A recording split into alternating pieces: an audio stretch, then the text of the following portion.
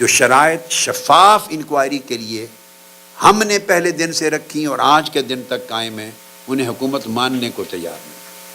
اور جس طرح کی تفتیشی ٹیم جی آئی ٹی حکومت بنانا چاہتی ہے وہ اپنا صفایا کرنا چاہتی ہے، وہ ہمیں قبول نہیں ہے.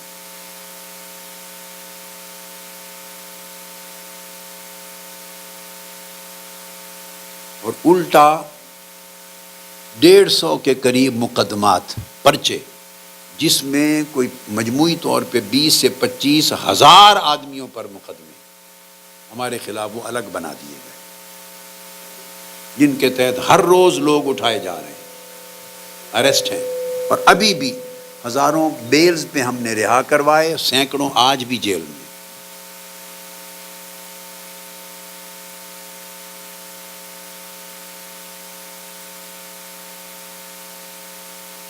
اس پر یک طرفہ تماشا یہ، پھر یہ خبریں بھی چلائی گئیں جب ہم نے دھرنے کو ملک گیر انقلابی تحریک میں بدلنے کا بالآخر ہم نے اپنے سیاسی وزڈم کی بنیاد پر آن آور اون فیصلہ کیا. خبریں چلوائی گئیں کہ کوئی ڈیل ہو گئی. وہ ڈیل ہوتی تو 3 دن میں، 4 دن میں، ہفتے میں، 10 دن میں کو باہر آ جاتی. شرم نہیں رہا ہے اس ملک کی پولیٹیکل لیڈرشپ کو. وہ ڈیل کس چیز کی؟ نہ ایف آئی آر کے اوپر لوگ اریسٹ ہوئے، نہ پرچہ چلا، نہ جے آئی ٹی بنی، نہ مقدمے ختم ہوئے. کس چیز کی ڈیل ہوئی؟ ہم جنگ لڑ رہے ہیں، قانونی جنگ بھی لڑ رہے ہیں، وکلا کر کے عدالتوں میں لیٹسٹ پوزیشن بتا رہا ہوں آج، اور سیاسی جنگ بھی لڑ رہے ہیں، اور ڈیڈ لاکس سارے ایشوز پر جوں کہ توں قائم ہیں. ایک ایشو بھی پارٹلی بھی ریزالو نہیں ہوا.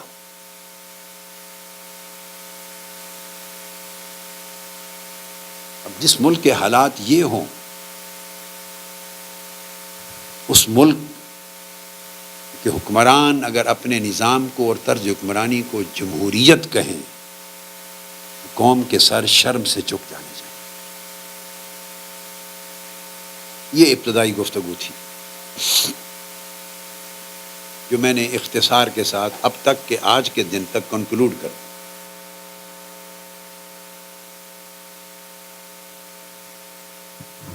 میں اب مایوسی کی بات نہیں کرنا چاہتا.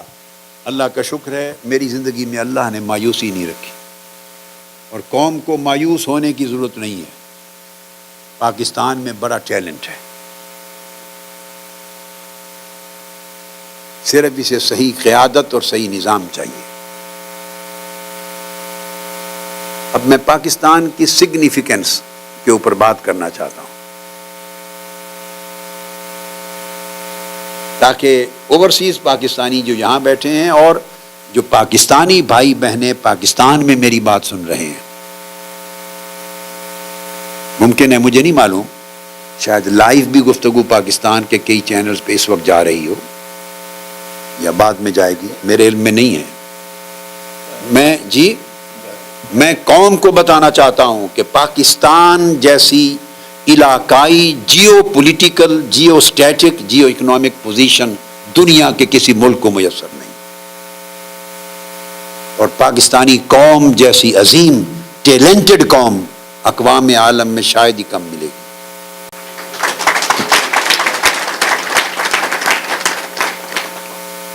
پاکستان دنیا کے سب سے اہم سنگم پر، کراس روڈز پر ہے. اس کے چاروں اطراف میں بڑے اہم ترین اقتصادی زونز ہیں، اکنامک زونز. میں اب آپ کو ایک نقشہ دینا چاہتا ہوں پاکستان کا. میں نے اس پر، مجھے نہیں معلوم آپ میں سے کتنے نے مینار پاکستان پر میری گفتگو جو تھی جلسہ عام کی سنی یا نہیں، کیونکہ دن آگے پیچھے 10 گھنٹے کا فرق ہے نا. سنی جی، میں بریفلی بتانا چاہتا ہوں. دیکھیے، پاکستان کے ایک طرف چائنا، ایک طرف سینٹرل ایشیا، ایک طرف انڈیا، اور ایک طرف ایران جو کنیکٹڈ ہے سینٹرل مڈل ایسٹ کے ساتھ. یہ چاروں بہت بڑی اکانومیز ہیں یا ایمرجنگ اکانومیز؟ میں بریفلی بات کر رہا ہوں.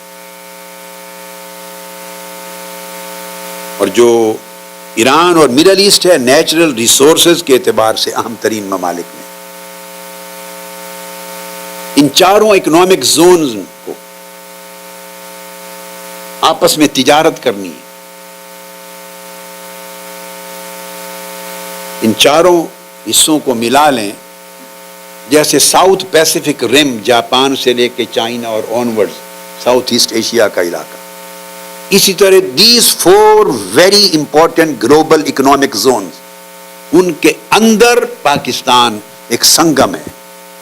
ان چاروں اکنامک زونز کا آپس میں کنیکشن نہیں ہو سکتا اگر پاکستان نہ ہو. اتنی بڑی ان کو ٹرانزٹ اور پیسے چاہیے، اور اس کے لیے پاکستان ایک اتنی بڑی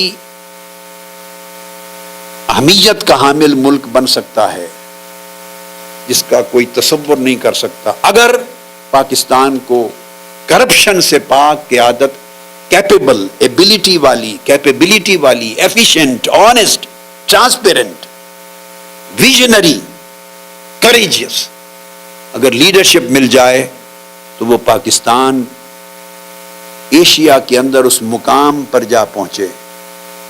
دیر is no south east Asia without Pakistan. اتنی پوزیشن بن سکتی. پاکستان کو بہترین انفراسٹرکچر چاہیے. وی نیڈ ایکسیلنٹ انفراسٹرکچر، جدید ترین مواصلاتی ترسیلاتی نظام، ہائی ویز، ہوٹلز، ریل نیٹ ورکس وغیرہ وغیرہ. پاکستان کو بہترین لا اینڈ آرڈر چاہیے جس میں قتل و غارت نہ ہو، ٹارگٹ کلنگ نہ ہو، ایکسٹریمزم نہ ہو، ٹیررزم نہ ہو، جس میں لوگوں کی جان، مال، عزت و آبرو کی حفاظت ہو، کاروبار کی حفاظت ہو، بھتہ نہ ہو، جس میں اغوا برائے تاوان نہ ہو، لوگوں کی لائف، ان کی ویلتھ، ان کا سارا کچھ، اس کی پروٹیکشن کی گارنٹی ہو. ایک پیسفل ایٹماسفیئر ہو تاکہ لوگ انویسٹ بھی کر سکیں اور انویسٹ کرنے کے لیے آ جا بھی سکیں اور ٹرانزٹ اور پیسج بھی لے سکیں، پیسفل، پروٹیکٹڈ. دوسری بات، اس کے لیے پھر ٹیرف ملتا ہے اربوں ڈالر کا فورن ایکسچینج کی صورت میں پاکستان کو. پھر پاکستان میں سیاحت کے وہ اسکوپ ہیں کہ دنیا کے کسی بھی بڑے کے بڑے اچھے ملک سے کم نہیں. شمالی علاقہ جات دنیا کی بہترین سائٹ سینگ ہیں. ہم تو نوعمری سے لے کے آج تک جب دیکھتے ہیں اور ہمیشہ کہتے ہیں کاش اس ملک کو کوئی سنوارنے والا ہوتا تو اس کا آدھا حصہ یا کم سے کم 40% ایسا ہے جو سوئٹزرلینڈ بن سکتا. آپ مری سے شروع ہو جائیے نا بس، اور آگے آنورڈ چلتے چلے جائیے، ایبٹ آباد اور آگے مانسیرا، پھر کاغان، پھر ناران، پھر آگے کشمیر کے علاقے، پھر اس طرف گھومتے ہوئے گلگت بلتستان، ہنزا ویلی، پھر ادھر کے پی کے، پھر ادھر چترال تک، پھر سوات کالام. آپ تصور کریں 40% آف دس کنٹری، پھر اس طرح کویٹا کی طرف. اس کو سوئٹزرلینڈ بنا سکتے ہیں. پھر اس کے اندر ریلیجس مقامات ہیں سکھوں کے. Religious significance, multi faith significance کتنی ہے اس ملک کے پاس. سکھوں کی تاریخ اس میں ہے. آپ کو پتا یاتری آتے ہیں. ہندوؤں کی ہسٹری یہاں پر ہے، بدھ مذہب کی ہسٹری یہاں پر ہے، گریک ہیریٹیج یہاں پر ہے. 1000 سال پہلے یونانیوں کی وجہ سے جو مقامات تھے وہ بھی موجود، ڈیولپ ہو سکتا ہے. پھر پاکستان اگر آپ پرنٹ کریں تو دنیا کے پہلے 10 ملک جو ہیں پاپولیشن میں سب سے بڑے، تو دنیا کا سب سے بڑا 6واں ملک ہے پاپولیشن کے اعتبار سے. جب پاپولیشن کے اعتبار سے اتنا بڑا ملک ہے تو اس کا مطلب ہے one of the biggest consumer markets ہے پاکستان.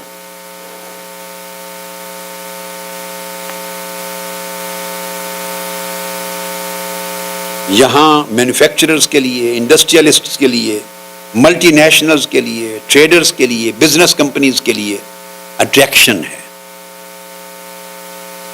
پھر یہ دنیا کی 7 ایٹمی طاقتوں میں سے ایک ایٹمی طاقت بھی ہے۔ پھر ہیومن ریسورسز کے اعتبار سے پاکستان، جو میں نے شروع میں ذکر کیا، بڑا اونچا درجہ ہے۔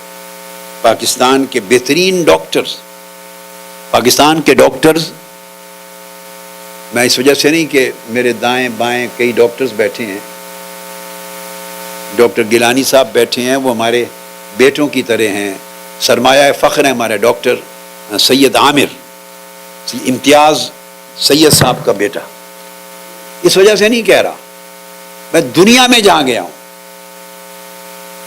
پاکستانی ڈاکٹر کو جہاں موقع ملا ہے، اس نے اقوام عالم میں بہترین ڈاکٹر کمیونٹی ہونے کا حق ادا کیا، قابل فخر بنا۔ انجینئرز ہوں، ٹیکنالوجسٹ ہوں، سائنٹسٹ ہوں، اکانومسٹ ہوں، ہر فیلڈ میں یہ تو پازیٹو ہے۔ اور نیگیٹیولی سپیکنگ، جن کو کچھ مواقع نہیں ملے اچھی خوبیوں کو ڈیولپ کرنے کے اور فراڈولنٹ ایکٹیویٹیز کی طرف آئے ہیں، تو فراڈ میں بھی ان کا مقابلہ کوئی نہیں کر سکتا۔ گھروں کے اندر جعلی پاسپورٹوں کی مشینریاں بنائی ہوئی،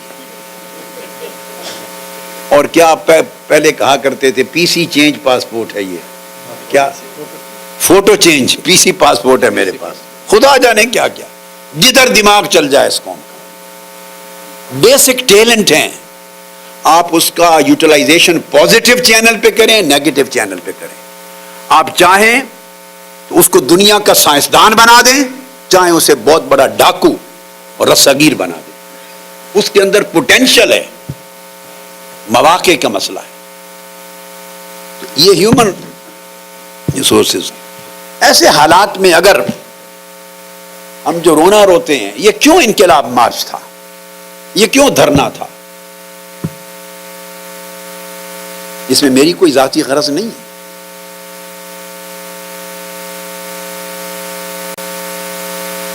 یہ صرف اس لیے